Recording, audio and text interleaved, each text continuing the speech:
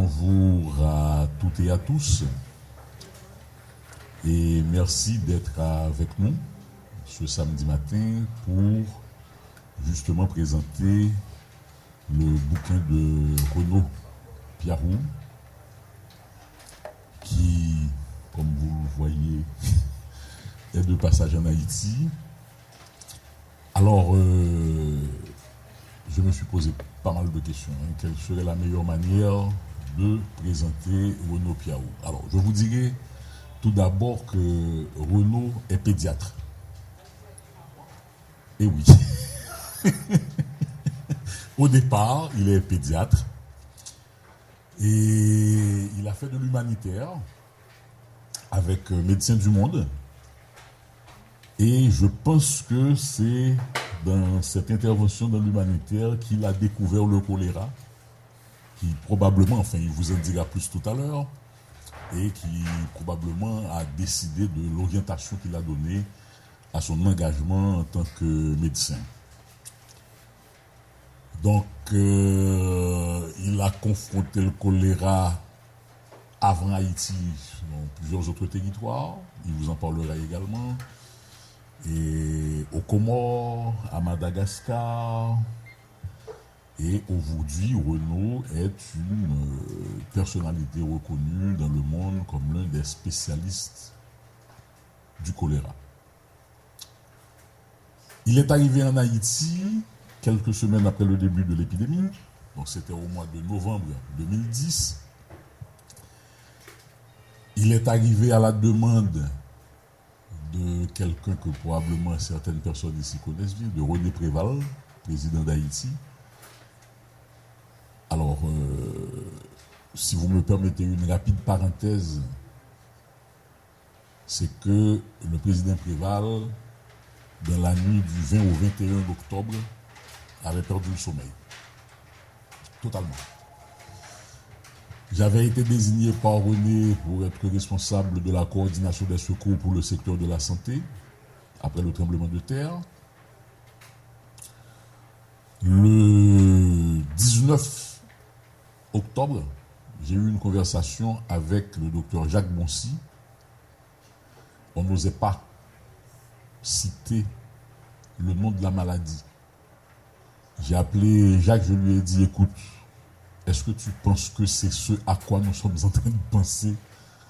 Et Jacques me répond, je le crains. Et le 20 au matin, Jacques m'a appelé pour me dire, Jean-Hugues, ce qu'on craignait est arrivé. J'étais à une réunion avec des collègues désignés au Laboratoire national de santé publique. Je suis rentré tout de suite à ma base. J'ai alerté le ministre de la Santé de l'époque, le docteur Larsen. Vers 17h, on a prévenu le président Préval qu'on était face à une épidémie majeure de choléra. Et à 2h du matin, le président Préval me fait appeler et je l'ai trouvé complètement bouleversé par la nouvelle. On a préparé un plan de riposte dont on parlera peut-être si Renaud le permet, parce que là encore il y a tellement de choses à dire qu'on pourrait rester ici 2, 3, 4, 5 heures. Bref, le président Préval a demandé à l'ambassade de France justement un spécialiste du sujet pour essayer de débrouiller un petit peu quelque chose qui paraissait assez bizarre. On en parlera. Parce que dès le départ, on n'a pas voulu que le peuple haïtien sût exactement ce qui se passait. Renaud est arrivé. Il a été bien évidemment sur le terrain parce que comprendre une épidémie, c'est comme une enquête policière. Donc on s'est rencontré à Mirbalais. Donc on a été dans l'Artibonite, dans le plateau central d'abord, ensuite dans l'Artibonite. Et bien évidemment, vous le savez, Renaud a été la première personnalité à faire comprendre au monde entier que ce qui se passait en Haïti était le fait de négligence de la MINUSTAH, de la Mission des Nations Unies pour la stabilisation en Haïti. Ce qu'on a essayé de cacher au peuple haïtien pendant plusieurs semaines, voire plusieurs mois. Ban Ki-moon a attendu quand même 2016 pour reconnaître la responsabilité des Nations Unies dans l'introduction de la maladie en Haïti.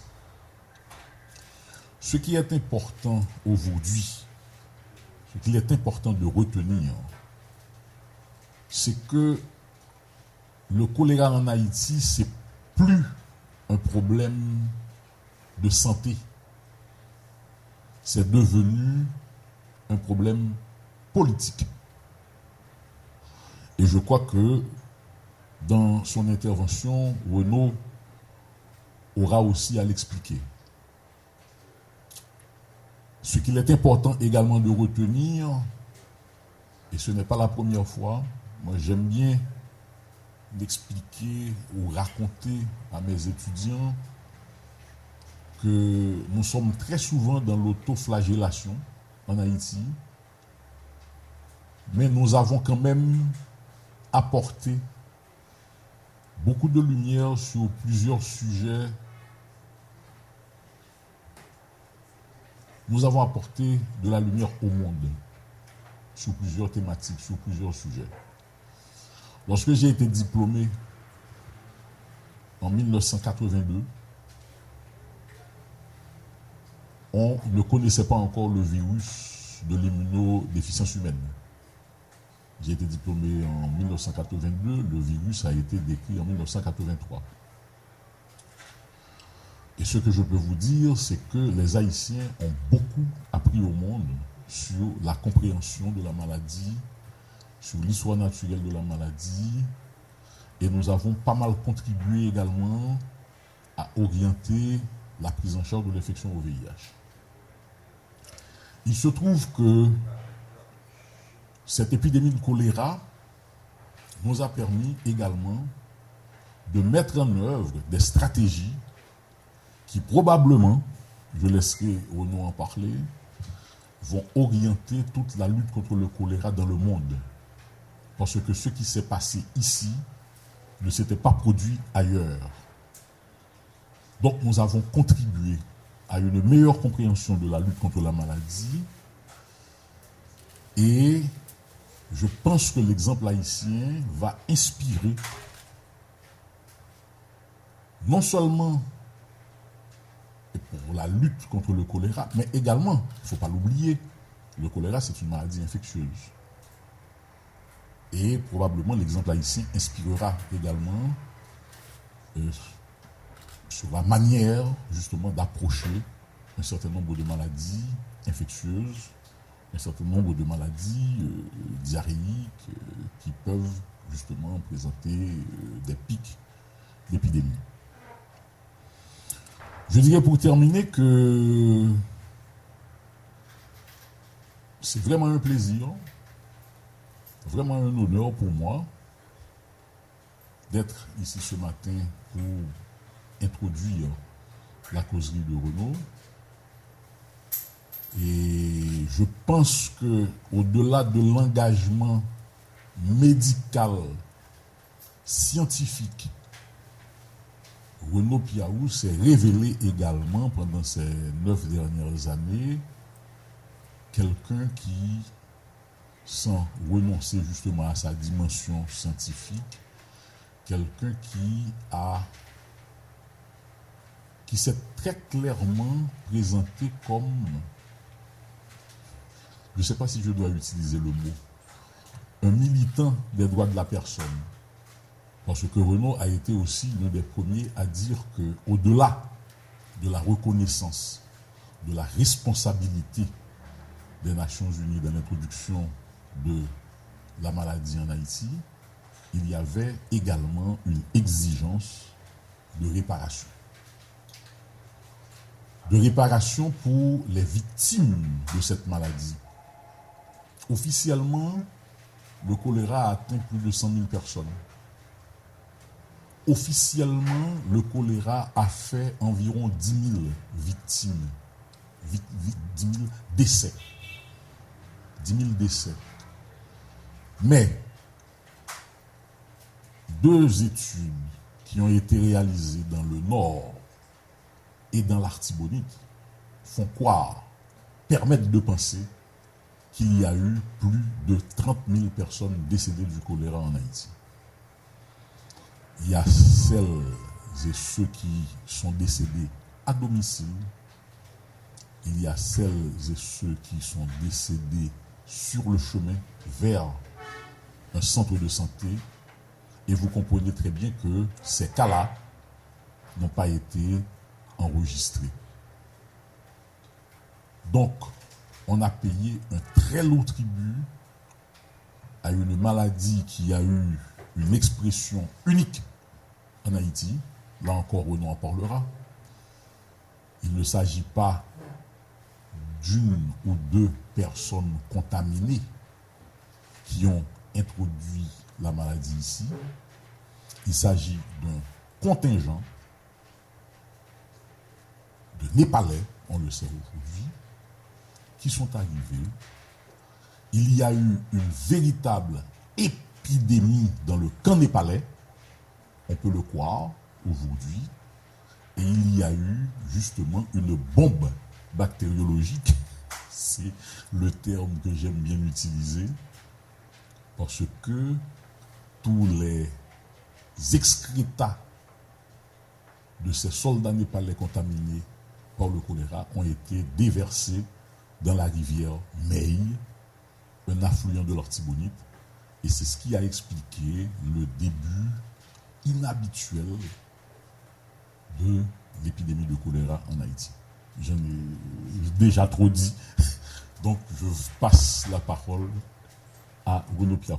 Dit que le livre est agréable à lire, enfin agréable et choquant en même temps, mais il passe facilement, il se lit un peu comme un polar, mais l'objet n'est pas là. L'objet est d'expliquer ce qui s'est passé et d'utiliser ce livre pour le faire savoir dans une histoire qui n'est pas terminée, puisque à part une reconnaissance à demi-mot avec les excuses de Ban Ki-moon, secrétaire général de l'ONU, rien n'a été fait, ou pratiquement rien, pour les victimes de cette catastrophe. Et c'est vraiment ça, c'est mon propos et mon but aujourd'hui, après avoir écrit ce livre, après avoir fait en sorte qu'il arrive ici en Haïti, et c'est toujours compliqué de ce côté-là, et on essaiera d'améliorer ça encore, et vraiment de fournir à toute personne intéressée par ça, et je pense que en Haïti tout particulièrement, beaucoup de monde pourrait être intéressé par cette histoire, cette page d'histoire qui n'est pas encore terminée, les outils pour comprendre ce qui s'est passé. Évidemment, quand on est médecin, quand on s'occupe de maladies parasitaires, de médecine tropicale, qu'on est pédiatre de formation, j'ai exercé pendant une dizaine d'années la pédiatrie à l'hôpital, avant de partir plus vers la microbiologie, le laboratoire. C'est pas par hasard et c'est pas totalement déconnecté d'une activité citoyenne. C'est ma manière de faire de la politique et d'affronter spécifiquement les épidémies et en particulier un fléau qui ne devrait plus exister, qui est le choléra. Alors, je vais d'abord vous dire 2 mots du choléra. Bon, maladie diarrhéique, vous connaissez tous, les vomissements. Beaucoup de personnes qui ont le choléra ont peu de signes cliniques, une diarrhée banale ou même pas de diarrhée. Et puis certaines vont faire une forme grave où la diarrhée, les vomissements sont tellement importants qu'ils entraînent une déshydratation et un décès qui peut, et on l'a vu en Haïti, arriver dans les 2 heures qui suivent le début des symptômes. Je ne sais pas si vous réalisez, et c'est ce qui s'est passé au tout début de la maladie. Les gens sur le trajet du fleuve Artibonite et de ses canaux ont bu l'eau du fleuve comme ils le faisaient très régulièrement, sont tombés malades, commençaient à ressentir les symptômes peut-être à peine quelques heures après, 1 heure, 2 heures après, et sont mortes 2 heures plus tard. D'une violence extraordinaire, et c'est cette maladie qui fait une telle peur, par exemple, que en Europe, lors des grandes vagues épidémiques qu'il y avait au XIXe siècle, en France, on a inventé un mot qui s'appelle la peur bleue. Et la peur bleue, c'est la peur du choléra. Parce que quelqu'un qui a le choléra avec une peau blanche, vous savez, nous, de couleur, on change beaucoup de couleurs, donc nous, les blancs, on change beaucoup de couleurs. Et quand on a une maladie comme le choléra, avec une déshydratation, le sang devient bleuté. C'est ce qu'on appelle une cyanose. Et cette cyanose, donc, signe, quand on en est à une cyanose par déshydratation, on n'est pas très loin du décès. Et une maladie qui, comme ça, peut tuer en quelques heures un certain nombre de personnes. Imaginez qu'aujourd'hui, Madame Lafontaine nous serve une eau contaminée avec du choléra, involontairement, bien sûr. Involontairement. Imaginez que le long du temps de la causerie, les premiers symptômes vont apparaître. Peut-être qu'à la fin de la causerie, 2-3 personnes seront mortes avec un teint gris ou bleuté, et avec des convulsions. Vous voyez la peur que ça peut provoquer, pourquoi le choléra possède une place à part dans les grands fléaux qui ont frappé l'humanité. Et ce genre d'épidémie, ces épidémies qu'on avait au XIXe siècle en France, on ne les voyait plus. Mon premier contact, mon premier contact avec le choléra a été en 1994 à Goma. Goma, c'était à l'époque le Zaïre, c'est devenu après la République démocratique du Congo. Et c'est là que une partie importante de la population rwandaise s'est retrouvée dans des camps après la phase de génocide d'abord, puis la guerre entre FPR et FAR, et milice interamouée, si bien qu'une grande partie de la population s'est retrouvée là. Et moi, j'ai été sollicité par Médecins du Monde. Vous avez besoin d'un pédiatre. Il y avait un camp d'enfants non accompagnés. Quand je suis arrivé, il y avait déjà un peu plus d'1 millier d'enfants. Quand je suis parti un mois après, il y en avait 2500. Grande colonie de vacances en apparence, mais un endroit où les enfants mouraient, et en particulier mouraient rapidement, au moins au début, de choléra. Il a fallu organiser les choses pour éviter ça. Donc mon premier contact avec le choléra, ça a été 1994. 2 épisodes comparables qui nous ramènent aux épidémies de choléra du 19e siècle sont cette épidémie dans les camps de réfugiés à Goma, avec une mortalité terrible, et l'épidémie d'Haïti. En dehors de ces 2 épisodes, il n'y a pas eu d'épidémie de choléra d'une telle gravité, et c'est quelque chose de tout à fait exceptionnel. On comprend que dans un camp de réfugiés où il y a 1 million de personnes dans quelques camps de réfugiés, arriver d'un coup, sans aucune logistique, etc., une épidémie de choléra puisse se déclencher. Mais trouver la même violence d'épidémie dans un pays qui n'avait jamais eu le choléra et qui, du jour au lendemain, se trouve confronté à quelque chose de cataclysmique, amène à réfléchir sur l'origine de cette épidémie. Et donc, on a parlé dès le début, effectivement, d'une épidémie particulièrement sévère et inhabituelle. Derrière ça, il y a une interrogation sur la cause de cette épidémie. Pour vous donner un dernier point sur le choléra, la gravité de l'épidémie d'Haïti, effectivement, Jean-Hugues a parlé 30, peut-être 50 000 morts, parce qu'il n'était pas possible de les compter. 800 000 cas, probablement beaucoup plus. En fait, la plupart des Haïtiens ont été en contact avec le choléra. En réalité, pendant les années 2010, 2011 et 2012, il y avait autant ou plus de cas de choléra et de décès par choléra comptabilisés en Haïti que pour toute l'Afrique subsaharienne, qui à peu près dans les mêmes conditions d'accès à l'eau, d'accès à l'assainissement et de rapportage, de comptabilisation des cas de choléra. Il y a des cas de choléra aussi en Asie, mais ils sont rarement rapportés, sont rarement notifiés, mais les pays d'Afrique subsaharienne, généralement, signalent quand ils ont des épidémies de choléra. Donc Haïti tout seul, autant que l'Afrique. Puisque l'Afrique du Nord, il n'y a pas de problème de choléra. Quelle est l'origine de cette épidémie? Si on se contente de ce qui a été indiqué progressivement, ce qui est apparu comme une rumeur, mais les gens le savaient, en tout cas à Mirebalais, il n'y avait aucun doute là-dessus. On ne peut pas tromper les personnes qui ont assisté au début de l'épidémie sur la date. Ils se souviennent, à Mirebalais, il y avait aussi une brigade médicale cubaine qui avait une base de données très claire, qui nous ont expliqué à quel jour ils ont commencé à voir les cas. Et c'est eux d'ailleurs qui ont signalé le début de l'épidémie, avant même qu'il y ait le premier cas dans l'Artibonite. Donc le début de l'épidémie, à Mey, a été présenté comme une rumeur. À Mirebalais, ça a été présenté comme une rumeur. Mais surtout, plus on était loin de ce point de départ, plus c'était facile de le présenter comme une rumeur. Ce qui a provoqué l'épidémie, c'est effectivement l'arrivée de soldats qui venaient d'un pays où il y avait du choléra. Ces soldats, avant de partir en opération extérieure, on appelle ça une OPEX, avant d'être considérés aptes pour une OPEX, ont un examen médical. Mais c'est un examen médical d'aptitude. Puis, comme ils vont partir pendant 6 mois, on leur accorde une permission normale.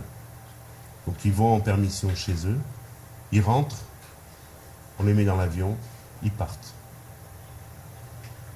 Pas de vaccin, pas de prophylaxie, pas d'examen après la permission, pas d'interrogatoire s'il s'est passé quelque chose pendant la permission. Et là, on a donc plus d'1 millier de soldats et policiers népalais qui se trouvent, au moment où ils préparent leur rotation, dans la population, à Katmandou, dans les zones provinciales du Népal, à un moment où il y a, non pas du choléra endémique en permanence, mais une épidémie de choléra. Il y a, fin septembre, des journaux qui rapportent l'arrivée du choléra à Katmandou. Donc une épidémie de choléra qui débute à Katmandou. Et les soldats vont arriver au début du mois d'octobre, le 8 ou 9 octobre en Haïti. Vous voyez, donc ils sont en permission au milieu d'une épidémie de choléra. 1000 personnes, 1000 possibilités d'amener le choléra. Aucune précaution n'est prise. Ce qui s'est passé pendant le trajet, difficile à établir. On a même, avec Jean-Luc, tu as assisté à certaines des conversations qu'on a pu avoir avec des personnes qui avaient des liens avec tout ce qui est l'immigration, police de l'air et des frontières à l'aéroport. Il semble bien qu'il soit passé quelque chose dans l'avion qui a amené les soldats népalais, puisqu'on nous a expliqué qu'il avait fallu faire des procédures de nettoyage particulières. Les gens ont été armés de seaux, de gants, de masques, etc. et ont dû nettoyer et chlorer l'avion. Salut Sam. Je vous présente Samuel Beaulieu qui à l'UNICEF s'occupe de la lutte contre le choléra et qui va se retrouver au chômage d'ici peu parce qu'il n'y a plus de choléra, mais ça c'est la fin. Donc ces personnes-là nous ont dit bon ben il s'est passé quelque chose. J'ai pas la preuve, j'en ai pas parlé, je n'ai pas mis dans le livre parce que j'ai pas eu de témoignage écrit. Toujours est-il que dans le camp népalais, par contre, on a des témoignages de personnel haïtien qui disent les gens étaient malades, les soldats étaient malades. Ça n'a jamais été reconnu par l'ONU. Mais il y a ces témoignages. Dernier problème supplémentaire, la gestion de l'évacuation des déchets dans le camp. J'ai discuté avec les habitants de Mey. Au moment où il y a l'épidémie, les latrines du camp sont reliées directement à la petite rivière en dessous, où les gens prennent leur eau. Les habitants du village se plaignent, parce qu'évidemment, c'est des eaux d'égout qui s'écoulent dans leur rivière, alors qu'ils se servent de cette rivière pour boire, pour se laver, etc. Ils s'en sont plaints, ces tuyaux ont été enlevés, puis ont été remis, Si bien qu'au moment de l'épidémie, effectivement, les matières fécales des soldats népalais sont à même d'être transmises via ces tuyaux à l'eau de la rivière. C'est même vu par un journaliste qui décrit une fosse septique qui déborde et le contenu va vers la rivière.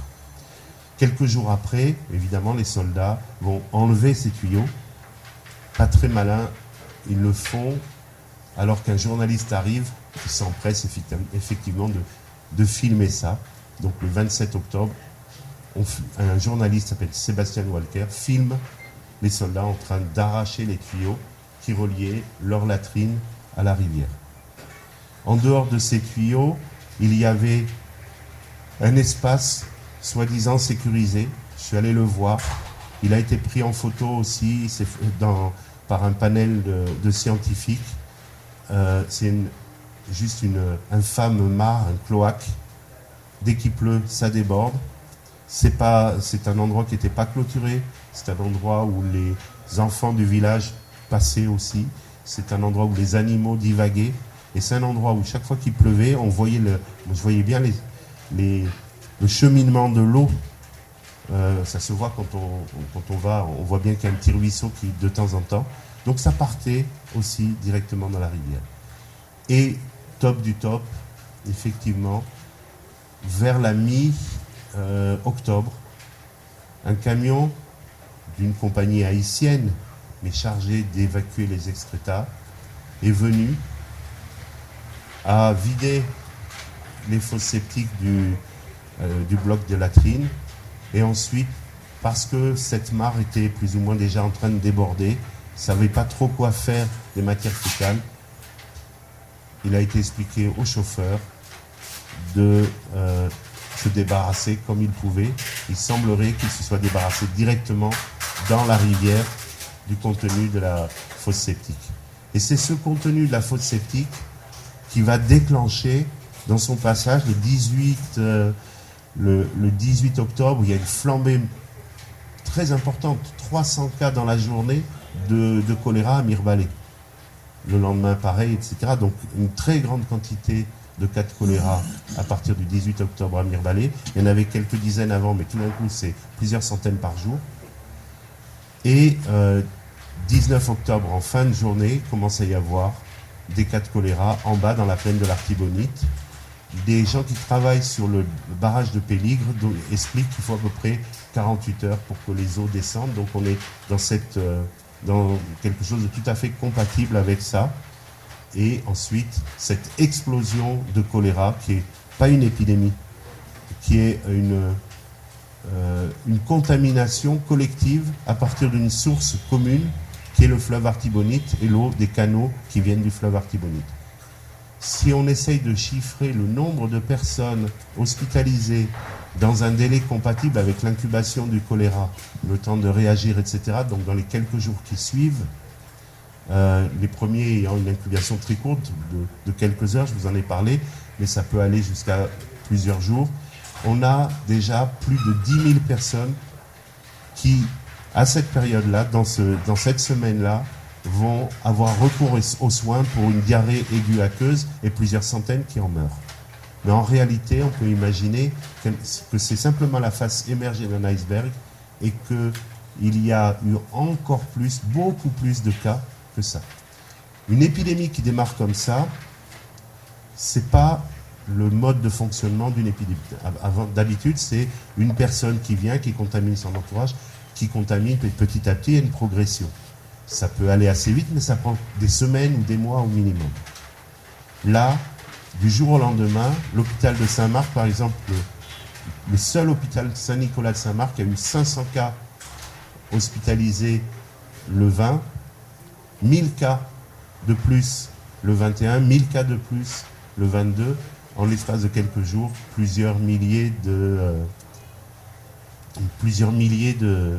cas. J'étais à Marseille à l'époque, 3000 cas à peu près, c'est la capacité d'accueil de tous les hôpitaux de Marseille, tous les hôpitaux publics de Marseille. Donc vous voyez ce que ça a pu être, ce démarrage d'épidémie. Donc voilà, l'origine ne fait pas de doute, il n'y a pas de problème. Elle est maintenant confirmée par des études des souches, de l'ADN des souches, qui sont strictement identiques, parce que les biologistes népalais ont accepté de soumettre à l'épreuve de vérité, en quelque sorte, les souches qu'ils avaient isolées lors de l'épidémie au Népal. C'est même la souche haïtienne a été elle aussi totalement séquencée, et l'identité est parfaite. Il y a juste une mutation sur 4 millions, pour dire, puisqu'on est dans une librairie, 4 millions de caractères, ça fait un gros livre déjà.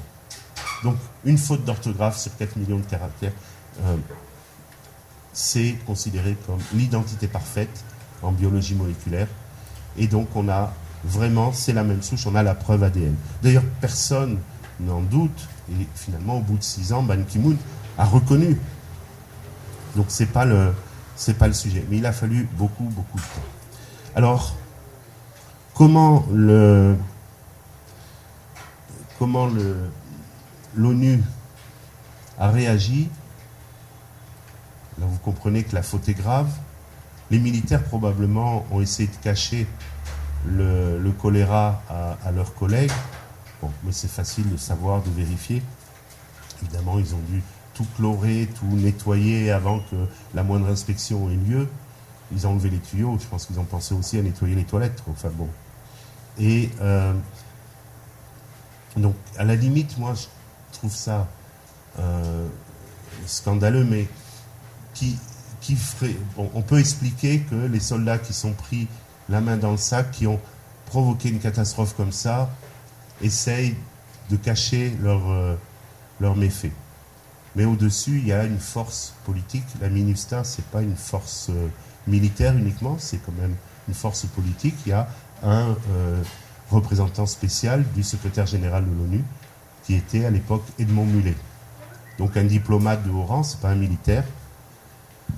Quand j'ai vu finalement, quand j'ai avancé dans l'investigation, qu'il devenait clair que ce que je vous ai raconté donc s'est passé, l'ambassadeur de France m'a proposé d'aller rencontrer Edmond Mulet. Donc on est allé le voir tous les deux, on a discuté à 3, je lui ai expliqué les choses. Il n'a pas contesté, il n'a pas, ça n'a pas été une dispute, je racontais, mais il y avait une période électorale, il avait d'autres préoccupations, il ne voulait pas d'émeutes, de choses comme ça.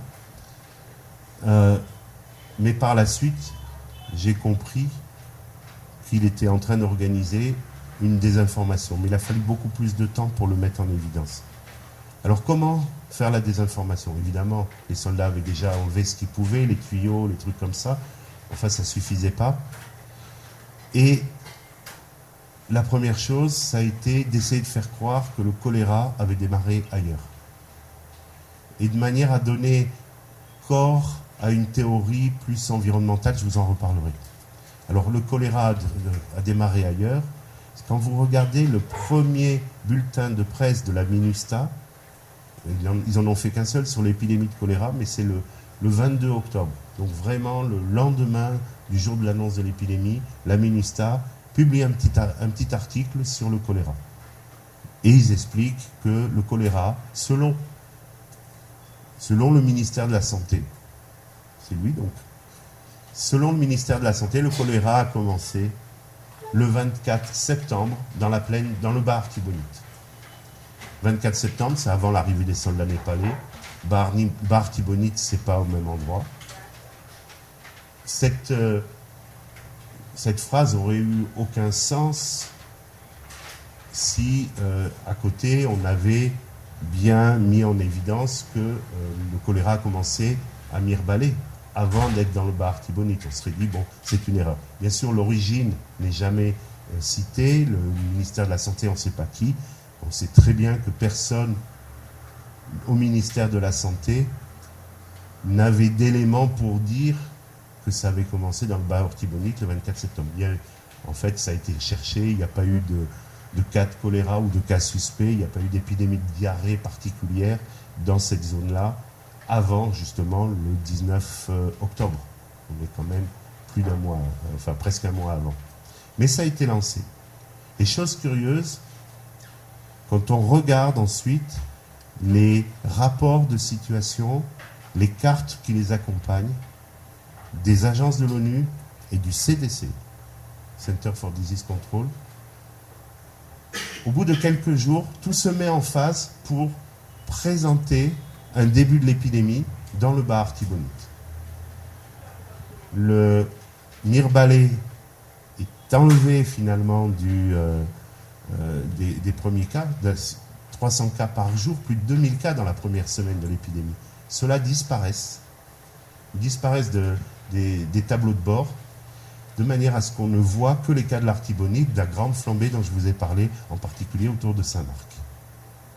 C'est encore visible si vous allez sur le site de l'OPS, l'Organisation panaméricaine de santé, la PAO, Pan American Health Organization. Ils ont ce que vous pouvez trouver sur Google, vous tapez carte interactive choléra Hispaniola. Et vous avez une représentation de toute l'épidémie. Vous remontez le curseur à la première semaine, et à la première semaine, il y a des cas de choléra dans l'Artibonite. Il n'y en a pas dans le département du centre. Les choses ont été inversées. Si vous regardez, vous trouvez encore, mais c'est plus compliqué, mais sur le site des Nations Unies de OCHA, qui est l'organisme de coordination des affaires humanitaires, si vous regardez les cartes qui décrivent le début de l'épidémie, petit à petit, elles vont faire apparaître, avec un jeu de couleurs, le rose, le vert, font apparaître un début du choléra dans le bas Artibonite, qui n'est justifié par rien, si ce n'est que c'est ce que attendent les autorités politiques. Autorités politiques, par exemple aux États-Unis, le National Security Council, c'est quelque chose qui est sous la dépendance directe du président et qui s'inquiète auprès du CDC de cette histoire de rumeurs de soldats népalais. Et on a, grâce au travail d'un journaliste, accès à quelques mails échangés à l'intérieur du CDC et qui disent ce conseil, donc les autorités politiques sont très inquiètes de ce qui se passe et il faut qu'on prépare la communication si par hasard la souche, ils ont la souche, s'avère être d'origine importée. De manière à bien éviter une phrase qui est « il faut absolument éviter que les Haïtiens attribuent cette épidémie aux Népalais ». Je ne connais plus la phrase, mais elle est dans le livre que j'ai écrit, donc très précisément. Donc il y a effectivement un contrôle politique sur les décisions à la fois de la Pan American Health Organization, de l'OMS Genève, qui dit la cause de l'épidémie est un mystère, on ne saura jamais, ça ne sert à rien d'aller chercher la cause d'une épidémie. Quand c'est une cause comme ça sert à quelque chose, ne serait-ce que ça ne recommence pas, ne serait-ce que pour arrêter, fermer le robinet, je ne sais pas, enfin il y a plein de choses qui... mais là non, c'est juste pour un spécialiste des épidémies et du choléra, on ne comprend pas. Et donc vous avez OCHA, vous avez l'OMS, vous avez le CDC qui vont contribuer les uns et les autres à redéfinir un démarrage de l'épidémie de choléra. Et au courant du mois de novembre, ces rapports de situation vont être la base d'une théorie qui relie une théorie, donc la portée par des scientifiques, essentiellement certaines universités américaines, comme l'université du Maryland à l'époque, donc professeur Rita Colwell, grande spécialiste du choléra et de l'environnement, va en profiter pour placer sa théorie sur l'émergence du choléra à partir de l'environnement. Elle va dire, il y a eu un tremblement de terre, il y a eu des glissements de terrain, je vous rappelle qu'on est dans l'Artibonite, présentez-moi les glissements de terrain de l'Artibonite, ça a changé, le terrain est calcaire, ça a changé le pH des rivières. Il y a eu ensuite un été très chaud, même à certains moments, il nous a été présenté des inondations et quelque chose comme un pseudo-cyclone au mois de septembre. On n'a jamais retrouvé, j'ai enquêté sur le terrain, j'ai demandé aux personnes, ils ne retrouvent pas cette notion-là. Puis quand on regarde les données météo, c'est évidemment pas, ça n'existe pas non plus. Et un cyclone, le cyclone Thomas, et tout ça a contribué à faire émerger le choléra en Haïti. Et ça a marché. Ça a marché à un point que vers la mi-novembre, l'hypothèse népalaise était juste une hypothèse portée par des mauvais cons qui voulaient perturber les élections en Haïti, tandis que la vraie raison, c'était le réchauffement climatique et l'environnement haïtien à l'origine de cette épidémie. Tous les scientifiques disaient, des articles dans le Guardian quand même, tous les scientifiques qu'ils avaient interrogés expliquaient que c'était là l'origine de l'épidémie, finalement, une émergence locale. Après, il y avait des variantes sur comment la souche était arrivée. Est-ce que c'était une souche locale qui était devenue pathogène? Parce qu'il y a beaucoup de vibrio cholérés non pathogènes, en tout cas qui ne provoquent pas de choléra dans l'environnement. Pour donner le choléra, il faut qu'il y ait un vibrio cholérique, mais il faut qu'il soit équipé de toxines qui donnent la diarrhée et les vomissements. Donc, est-ce que c'était une mutation? Pas si simple que ça. Est-ce que c'était l'apport par le ballast des bateaux? Le CDC va publier des figures montrant justement, expliquant cette histoire de ballast. Ça a tenu quelques années, puis ils l'ont enlevé parce qu'ils ont compris qu'ils étaient ridicules avec ça, mais ils ont publié ça. J'ai gardé les captures d'écran et des cartes du risque finalement que le choléra se propage à toute la Caraïbe par les courants marins. Vous avez vu bien sûr que le choléra s'est propagé à toute la Caraïbe par des courants marins. Et donc l'environnement a été mis en avant comme la cause du choléra. Les Népalais, c'était finalement une ignoble contre-information où des gens reporter leurs propres fautes sur des extérieurs. C'est le bouc émissaire. C'est dans les épidémies de peste, les juifs que l'on va massacrer. On associait ça à la même chose. Et là, il y a un article dans le New York Times qui est vraiment... quand on lit et qu'on sait ce qui s'est passé, c'est vraiment ignoble de voir comment les choses sont rapportées. Il est même dit que si les gens se lavaient les mains, ils n'auraient pas du choléra. Finalement, la faute en incombe à la victime. C'est Philippe Alston, qui est un rapporteur spécial de l'ONU, qui a fait un gros travail pour mobiliser, justement, au sein même de l'ONU, pour la cause haïtienne, expliquait dans une conférence de presse, ce matin, c'est un professeur de droit australien, un petit peu comme ça, donc ce matin, en venant... j'ai écrasé une personne à un passage piéton. Et voilà, en fait, cette personne, elle a eu des fractures parce qu'elle avait les os fragiles.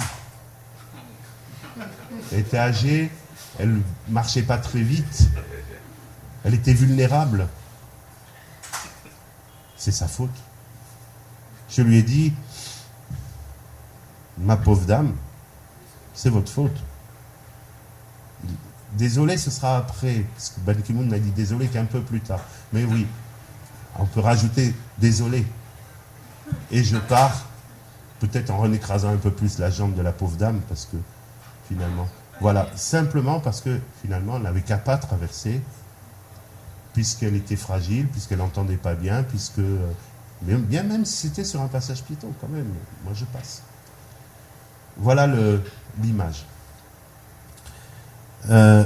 Cette théorie environnementale va encore servir quand les choses vont avancer, quand l'enquête va montrer que ça a bien démarré à Meille, quand l'ADN montrera que c'est la même souche, va au moins servir à quelque chose, à ce qu'on ne se pose pas la question de ce qui s'est passé dans le camp, parce que, bon, d'accord, un grand spécialiste du choléra, qui s'appelle Bill Clinton.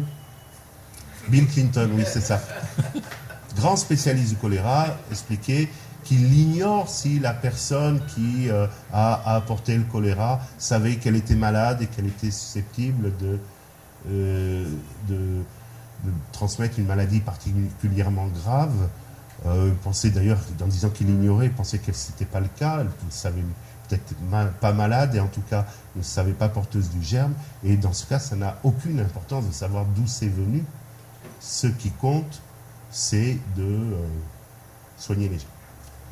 C'est ce qu'elle a expliqué. Par contre, s'il s'avérait que la personne savait vraiment qu'elle apportait le choléra et tout ça, on pourrait peut-être quand même lui reprocher. La réalité, c'est pas une personne, c'est un ensemble, c'est un contingent, c'est une épidémie. Mais c'était manière de dire, il ne s'est rien passé dans ce camp puisque personne n'a admis. Alors, puisque c'est une expression que Jean-Hugues aime beaucoup, il y a même eu un phénomène médical tout à fait particulier dans ce camp. Quand on va regarder le registre de l'infirmerie, 4 mois après, c'est seulement 4 mois après qu'il est accessible. Pas une personne de ces centaines de soldats népalais arrivés depuis 15 jours, sur les 15 premiers jours de leur séjour, arrivés en Haïti, dont une partie en pleine épidémie de choléra, parce que ça, en mangeant et buvant dans les conditions qui étaient loin d'être sécurisées à l'intérieur du camp, pas une personne n'a eu la diarrhée. On peut effectivement parler d'épidémie de constipation. Et cette épidémie de constipation, on doit l'accepter. Il n'y a pas eu de cas de diarrhée, alors que tout spécialiste de médecine tropicale sait que lors d'un séjour dans un pays comme Haïti, mais dans tous les pays en développement, le voyageur est exposé au risque de diarrhée. On va dire de l'ordre de 20% des voyageurs vont faire un épisode diarrhéique sur un séjour de 2 semaines. Là, pas une personne. Des centaines de personnes, pas un à la diarrhée. À nous de le croire et de l'accepter. Voilà. Petit à petit, c'est constitué une mystification qui a été en partie démontée, mais en partie seulement, parce que personne ne s'est posé la question de l'endroit où le vibrio cholérique, s'était multiplié. On sait maintenant qu'il vient d'un soldat népalais, mais on a une vague acceptation que ça s'est passé inaperçu. L'implication, elle est majeure. Si finalement une personne qui est asymptomatique ou qui a une diarrhée banale ou même qui a une diarrhée mais qui ne le déclare pas, est capable de contaminer un fleuve comme le fleuve Artibonite et de provoquer dans les 2-3 jours qui suivent des dizaines de milliers de cas secondaires. À partir d'une personne, des dizaines de milliers de cas secondaires. Imaginez-vous que dans les années qui ont suivi, des phénomènes similaires se sont reproduits. Des personnes ont contaminé l'eau d'un des affluents de l'Artibonite et de n'importe quelle rivière. Et ça veut dire que dans cet affluent, dans la rivière, le long de son écoulement, on a multiplication du germe. Donc le germe, l'environnement devient le lieu d'incubation des épidémies. Cette théorie est toujours en vogue et on a toujours des discussions, y compris avec des élèves de Jean-Hugues, qui pensent que ça se passe comme ça. Et à qui il faut bien expliquer qu'il y a quelque chose qui ne tient pas. Mais on va y venir. Ce qui ne tient pas, c'est que si ça se passe comme ça, si le germe est dans l'environnement, si la bactérie est dans l'environnement, alors il y aura toujours des cas sporadiques. Alors il y aura toujours des cas sporadiques, c'est une citation. C'est pas moi qui vous parle là. Je lis quelque chose. Je lis le plan national de lutte contre le choléra qui a été publié, préparé en 2012 et publié en 2013-2022. Deuxième phrase du résumé stratégique. Ce plan dit: il n'est pas possible d'éliminer le choléra en Haïti puisque l'environnement haïtien, c'est-à-dire les eaux haïtiennes, sont un endroit où le vibrio cholérique est capable de se multiplier rapidement. La moindre des choses, parce que pour provoquer autant de malades sur une telle surface, il s'agit de se multiplier. Vous voyez que le prix du mensonge va être colossal, parce qu'en mettant en avant cette théorie fausse, appuyée par des bases fausses, mensongères même, pseudo-inondation en septembre 2010, l'été très chaud, qui était en fait pareil que les autres, le rôle du tremblement de terre, la multiplication dans l'environnement, tout ça est faux. Mais on ne le sait pas.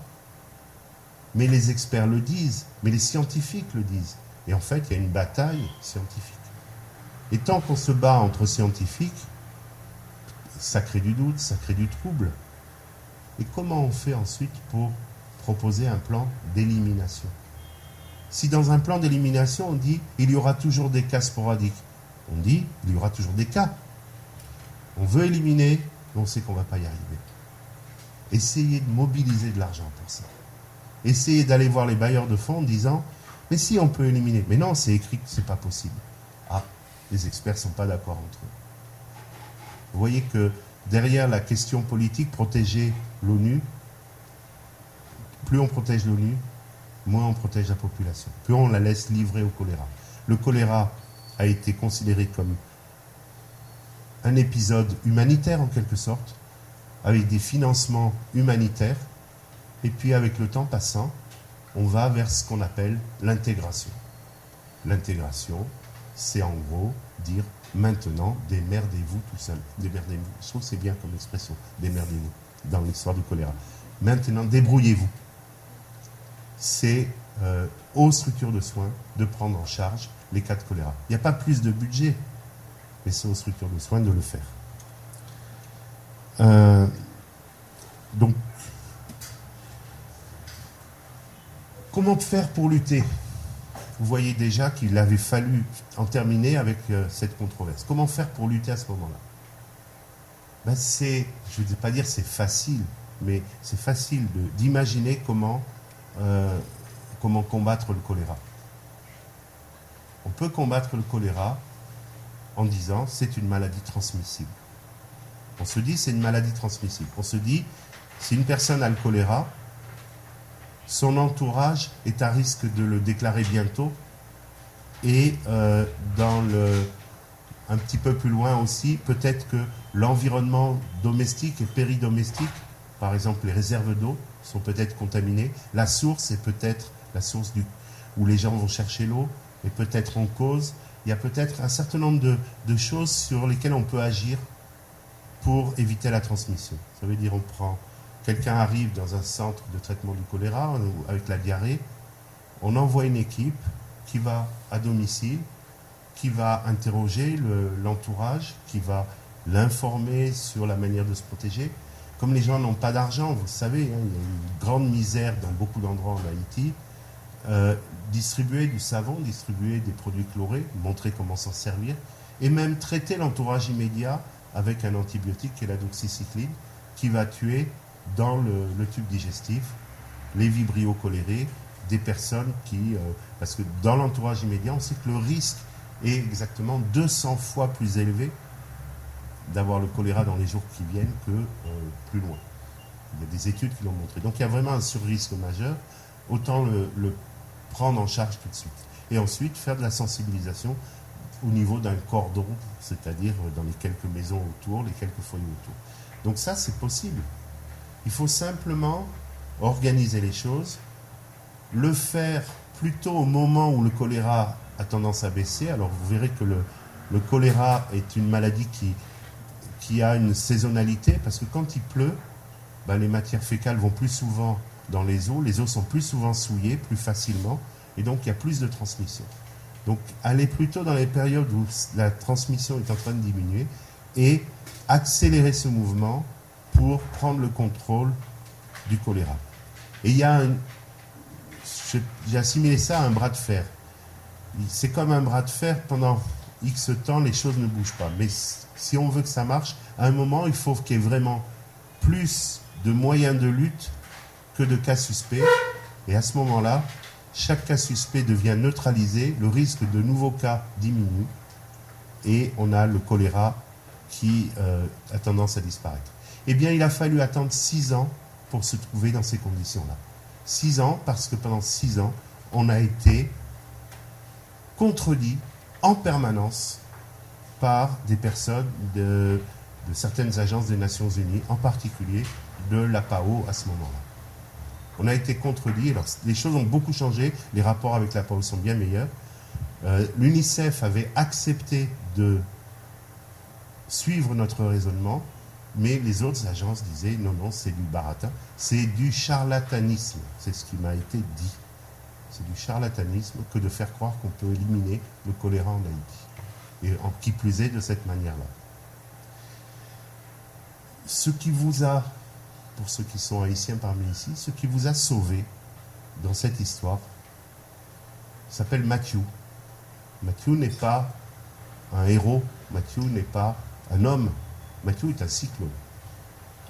Le cyclone Mathieu a fait énormément de dégâts, et je ne minimise pas les dégâts, mais a remis le choléra remis Haïti dans le giron de l'humanitaire pendant quelques mois, et là, les équipes du ministère de la Santé, les Émirats, l'équipe mobile d'intervention rapide, les équipes soutenues aussi par l'UNICEF, ont pu être renforcées, ont pu agir plus, et ont pu justement faire cette balance où, à un moment donné, il y a plus d'équipes sur le terrain que de cas suspects.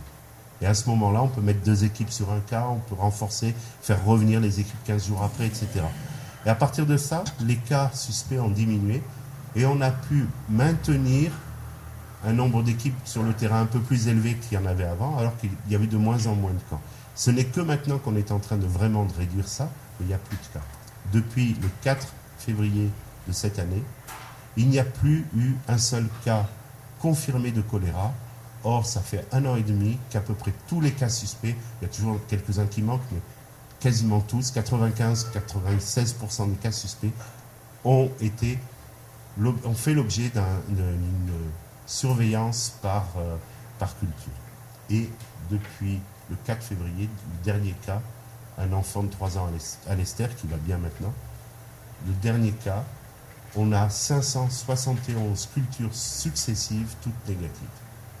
Pour moi, ça veut dire que le choléra est éliminé. On a eu un débat au ministère de la Santé dans la semaine. Certains sont plus timorés parce que peut-être ils n'ont pas la même expérience. J'ai vu ça dans de nombreux pays.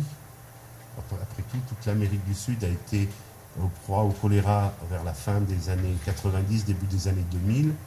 Et il n'y en a plus. Et il n'y a pas de cas sporadique derrière. Même chose pour l'Afrique de l'Ouest, même chose pour Madagascar, pour les Comores. Bon, bref, quand on voit que quand ça s'arrête, ça s'arrête. Mais cette théorie environnementale a tellement été mise en avant en Haïti qu'elle reste dans les esprits de tout le monde. Alors on va faire des études environnementales, on va renforcer la surveillance, mais nous sommes sur les plus pessimistes, nous disent seulement nous avons beaucoup avancé vers l'élimination. Les plus optimistes disent on est déjà à l'élimination depuis plusieurs mois. Mais qu'importe, il n'y a plus de choléra, il n'y a plus de cas sporadiques. Cette histoire d'environnement où il y avait la bactérie qui allait provoquer des cas sporadiques qui faisait qu'on ne pouvait pas éliminer de choléra est en train de tomber. C'était un mensonge de plus. Mensonge ou erreur, ça dépend pour qui. Mais il y en a qui le disaient sans le penser. Alors ça nous amène à une situation tout à fait curieuse. Il n'y a plus de cas de choléra. Alors quand le choléra est arrivé en l'espace de 4 mois, il avait tué des dizaines de milliers de personnes. Il a vraiment c'est allé à toute vitesse. Et là maintenant, le temps s'est arrêté. C'est 4 mois et demi, pas un mot sur la fin du choléra. Pas une seule personne dit, mais il n'y en a plus. Il y a une vraie peur de la fin du choléra. Une vraie inquiétude. Alors certains, c'est parce qu'ils ont peur de dire une bêtise. Donc moi, je n'ai pas peur de dire des bêtises. Je vous dis peut-être une bêtise. Mais bon, j'ai mes raisons quand même de penser que le choléra est fini. Je vous les ai exposés. 571 résultats négatifs d'affilée. Ça, c'est mes raisons. On peut être plus ou moins prudent, comme c'est quand même quelque chose où on a peur que ça recommence. On a peur que ça recommence avec la même violence. Mais il faudrait les mêmes modes de réintroduction, c'est-à-dire à chaque fois, une fausse sceptique, faire quelque chose. Ça, normalement, c'est pas prévu. Des reprises, des petits foyers épidémiques, on en a eu. jusqu'à la fin de l'épidémie de choléra, ça a été un foyer, puis un autre. Il y a eu Cornillon, il y a eu le bas plateau, c'est revenu au bas Artibonite, c'est allé en haut Artibonite, puis ça s'est arrêté. C'est presque un chapelet de petites épidémies qui toutes ont été contrôlées avant qu'elles ne dégénèrent. Donc on sait faire maintenant en Haïti. Et on saura faire pendant des années. Ça, c'est quelque chose que j'ai vu dans d'autres pays. Pour les réintroductions, si les gens ont compris qu'on peut lutter contre le choléra et on peut en prendre le contrôle assez rapidement avec ces approches que je vous ai citées, ils le feront. On peut aussi utiliser la vaccination. J'en ai pas parlé, il y a eu quelques essais de vaccination. Certains ont été bien inspirés, d'autres un peu moins bien. Quand il y a eu le cyclone Matthew, que 700 000 personnes ont été vaccinées dans le Grand Sud sur 1 400 000, mais il y avait de quoi donner qu'une dose. La deuxième dose a été donnée 6 mois après. 6 mois après, il y avait 0 cas, ni là où il y avait des vaccinés, ni là où il y avait des non-vaccinés. Alors pourquoi il faut 2 doses? Parce que les études de vaccination, les études sérieuses, celles où on donne un vaccin contre un placebo et on regarde, les gens ne savent pas s'ils ont eu le vaccin placebo, on regarde dans les mois qui suivent qui a le choléra, qui n'a pas le choléra, montre une efficacité globale de la vaccination en une dose de 40%. 2 doses, on est plutôt à 60-65%. Vous voyez, ce n'est pas une efficacité à 95% du type de vaccination rougeole ou fièvre jaune. C'est vraiment une efficacité modeste.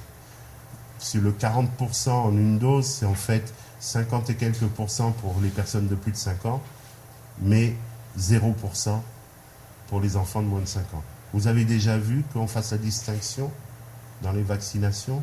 Regardez partout, personne ne fait la distinction. Mais sachez qu'en termes d'efficacité, quand on vaccine un gamin de 2 ans, c'est comme... non, bon, je ne vais pas dire l'expression malsaine, quoi, enfin, dans un violon.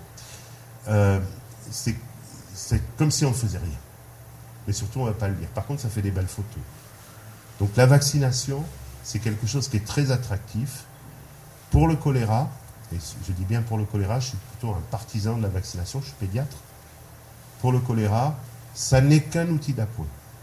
Bon, pour Haïti, il y a eu ces personnes vaccinées dans le Grand Sud, c'est l'essentiel des personnes vaccinées, mais l'essentiel du choléra était plutôt centre, Artibonite et ouest. Et il y a eu quelques zones de vaccination par exemple, à Mirbalé, Las Caobas, partie de la commune de Saint-Marc, qui n'ont jamais empêché de reprise de choléra derrière. La protection est partielle. Malgré tout, la lutte contre le choléra dans le monde est en train de se transformer en une promotion de la vaccination. Pourquoi? Parce que le principal acteur de la santé dans le monde actuellement, c'est plus l'OMS, c'est la fondation Bill et Melinda Gates. La fondation Bill et Melinda Gates, vous le verrez à chaque fois qu'il y a une occasion de proposer la vaccination face à un problème de choléra, va le proposer. Matthew, les vents n'avaient pas arrêté de souffler, qu'il y avait déjà la décision de prise d'envoyer les vaccins et des articles étaient publiés par la fondation dans les grands journaux disant il va y avoir une terrible épidémie de choléra, il faut absolument vacciner. Ça nous a aidés puisque finalement ça a amené quand même un peu de moyens et ça a permis d'augmenter aussi les équipes rapides. Et alors, revenons maintenant à cette situation un peu paradoxale de cette épidémie qui finit mais qui n'a pas fini mais que personne n'ose dire qu'elle a fini. Un des gros problèmes que nous rencontrons, c'est que la Fondation Gates a débloqué 10 millions de dollars qu'ils ont confiés à la Global Task Force for Cholera Control, j'en fais partie.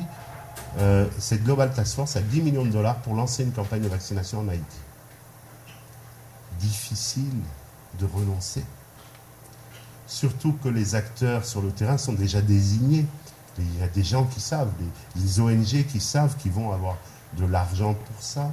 Enfin, des ONG ou des organisations scientifiques, des organisations onusiennes savent aussi. Donc ce truc-là est là. Il y a 10 millions. 10 millions, c'est bien 10 millions quand même. Bon, il n'y a rien pour le ministère de la Santé. Mais il y a 10 millions quand même. 10 millions pour faire une vaccination. Alors pourquoi ces 10 millions ont été débloqués? D'abord, c'était un peu avant la fin de l'épidémie. Vous comprenez que de toute façon, certaines personnes ne croyaient pas qu'on allait se retrouver avec 0 cas. Donc, c'était cette histoire de charlatanisme. Mais il y a aussi la réparation de la faute. Imaginez du point de vue de l'état-major de l'ONU. Ils ont finalement très peu, très mal financé la lutte. Il y a eu des améliorations parce qu'il y a le cyclone Matthew, il y a eu un prêt, je dis bien un prêt, qu'il faut rembourser, de l'ONU à l'UNICEF. 8 millions, pas une grosse somme, enfin si j'avais à payer, 8 millions de dollars pour la lutte. Il faut rembourser, c'est un prêt, c'est pas un don. L'ONU quand même qui a tantiné une responsabilité dans cette épidémie, vous l'avez compris, a prêté mais demande les remboursements. Mais aimerait bien quand même qu'on lui attribue la victoire contre le choléra. Donc l'ONU s'est retournée vers Bill Gates. Bill Gates, lui, ça l'intéresse, un gros coup de pub, se faire la campagne de vaccination qui arrête l'épidémie de choléra en Haïti. 1,8 million de personnes sont prévues à être vaccinées, 3,6 millions de doses. C'est vraiment, si cette campagne a lieu, je vous parie qu'il y aura une communication d'enfer autour, disant la plus grosse campagne de vaccination contre le choléra jamais réalisée, et quelques temps après, la disparition du choléra en Haïti. Donc pour Bill Gates, qui par un fonds d'investissement possède les usines de vaccins, attention, la philanthropie des fondations, c'est pas je donne de l'argent aux pauvres, c'est je limite mes impôts et je prends du pouvoir avec ça, et je peux même faire du social investment. Ça, c'est des mots que j'ai trouvés, non pas dans les revues altermondialistes, etc., non, dans les revues financières. L'histoire du vaccin produit en Corée par une... comment ça s'appelle la boîte ? Biologics, qui est une boîte qui a été créée par un fonds d'investissement. Il y a la JP Morgan Bank et la fondation Melinda Gates, Bill et Melinda Gates, est un succès, est un magnifique succès. Dans la dernière présentation qu'ils nous ont faite au début du mois, donc à la réunion mondiale de la Global Task Force, le représentant de la fondation a, dans une hypothèse optimiste, l'idée qu'il va pouvoir commercialiser 180 millions de doses. J'espère que grâce à la librairie La Pléiade, nous commercialiserons, 180 millions de livres.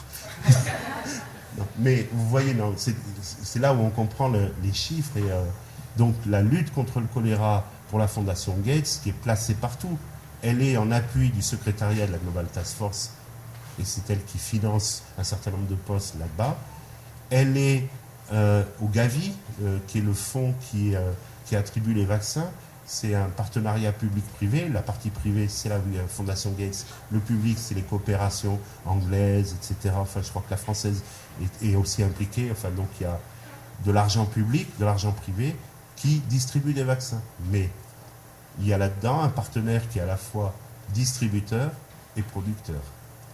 Et aussi prescripteur au travers d'articles dans la presse grand public et d'articles scientifiques, d'études qui sont faites et qui vont expliquer comment on peut utiliser le vaccin dans telle ou telle condition, etc., sans tricher sur les données, peut-être en les présentant un petit peu mieux et surtout en faisant avancer la problématique de l'utilisation du vaccin. Donc cette fondation, elle est là, elle souhaite faire la vaccination. L'ONU, au niveau de son quartier général, souhaite faire la vaccination, mais il n'y a plus de cas. Ça ne servirait à rien. Ce n'est pas tout le monde qui serait vacciné. 1,8 million de personnes en Haïti, ça veut dire que 85% de la population ne serait pas vaccinée. Et en termes de protection, comme le vaccin n'est pas 100% efficace, c'est même 90% de la population qui ne serait pas protégée. Une réintroduction, on ne peut pas savoir à quel endroit elle va avoir lieu. Si une réintroduction pour une autre cause arrivait, on aurait 9 chances sur 10 qu'elle soit auprès de personnes non protégées. Donc arrêter le choléra, empêcher une reprise du choléra comme ça, n'a aucun sens. Et c'est le débat qu'on a actuellement au ministère, et j'essaie quand même de leur expliquer, parce que, par contre, imaginez cette campagne de vaccination, imaginez la communication derrière, imaginez ce qu'on va penser des Haïtiens s'ils continuent derrière à dire « oui, mais on n'a pas été dédommagé, oui, on n'a pas été réparé ». Mais si vous avez été réparé, c'est quand même un pauvre accident qui, dans l'esprit du grand public, est juste une introduction involontaire. Elle est involontaire, mais inaperçue, non constatée par les personnes qui ont introduit, parce que c'était peut-être un porteur asymptomatique, etc. C'est ce qui se dit encore.